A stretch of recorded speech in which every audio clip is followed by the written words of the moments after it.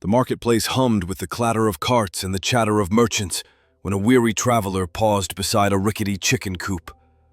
Through the slats he spotted a magnificent bird, broad-shouldered, amber-eyed, unmistakably an eagle, pecking at grain alongside a row of plump hens. Dust clung to her dark feathers.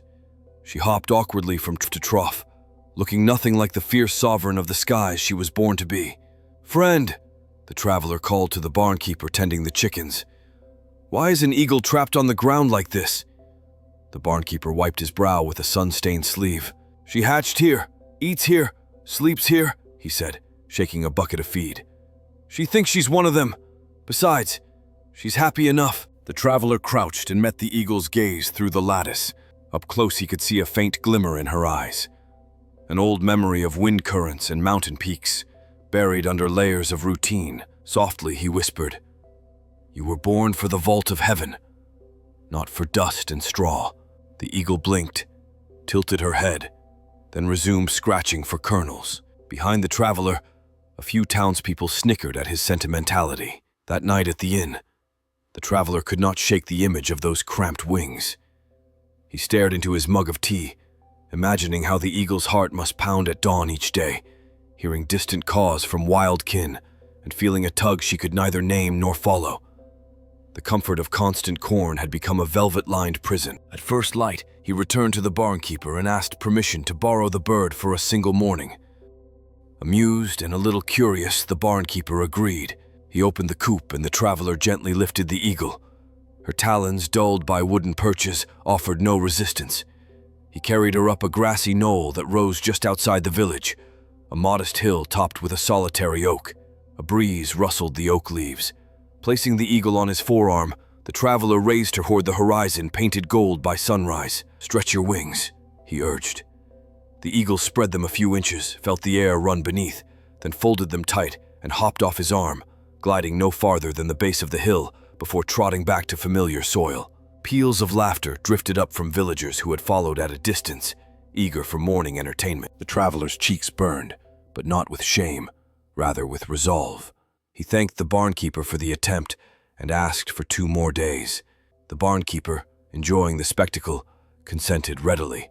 That evening, the traveler sat with the bird outside the coop, stroking her feathers and speaking in calm, steady tones. He told her stories of storms carved by lightning, of mountains that scraped the moon, of rivers seen as silver ribbons from heights she could scarcely imagine.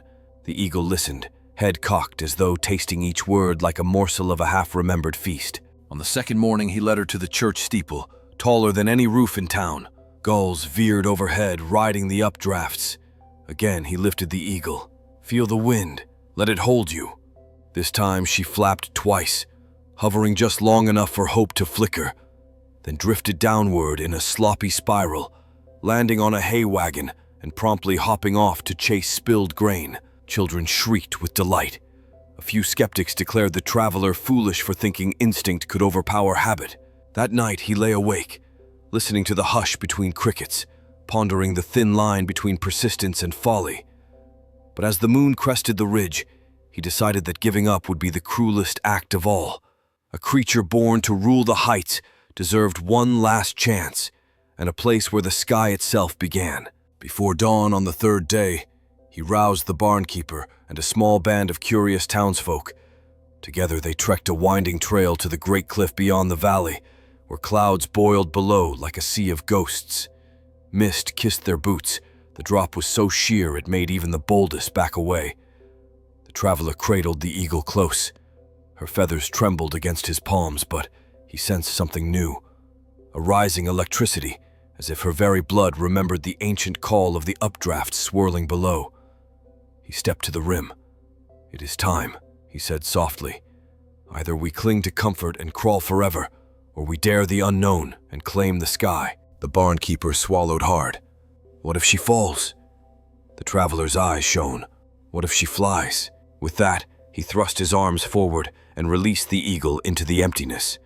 For a single terrifying heartbeat, she tumbled, wings clamped by panic. Gasps erupted from the onlookers. Then a gust caught the fringe of her primaries. Instinct shouted louder than fear, and her wings snapped open. Broad, regal, perfect. Air rushed beneath. Muscles ignited like coiled springs. One powerful downbeat, then another, and she surged away from the cliff face. She corkscrewed upward, carving arcs luminous against the dawn. The watchers fell silent, mouths parted, eyes stinging with wind and wonder. Higher she climbed, past the highest pine spire, past a hawk that veered aside in startled respect, till she became a dark speck dancing on an ocean of light. In that moment, everyone on the cliff felt their own ribs widen, as though something trapped inside them had remembered how to breathe. Tears tracked clean lines down the barnkeeper's dusty cheeks. "All this time," he whispered, voice shaking, "comfort was her cage, and I was the keeper who locked the door." The traveler placed a steady hand on his shoulder. "Not locked," he said kindly, "simply left open and forgotten.